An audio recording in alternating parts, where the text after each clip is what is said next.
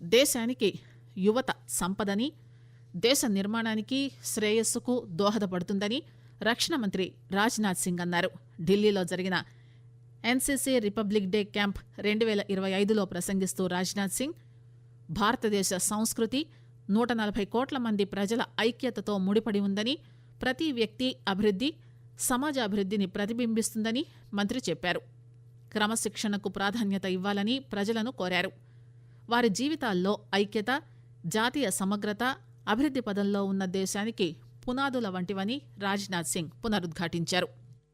जब भी एनसीसी में अपने कैडेट से मैं मिलता हूं तो उनमें मुझे सिर्फ एक कैडेट ही नहीं दिखाई देता, बल्कि आप सभी के अंदर मुझे भारत का प्रतिबिंब दिखाई देता है। एक ऐसा भारत जिसके शरीर अनेक लेकिन आत्मा एक है, जिसकी ब्रांचेज अनेक हैं पर रूट एक है, जिसकी किरणें अनेक हैं पर ज्योति एक है।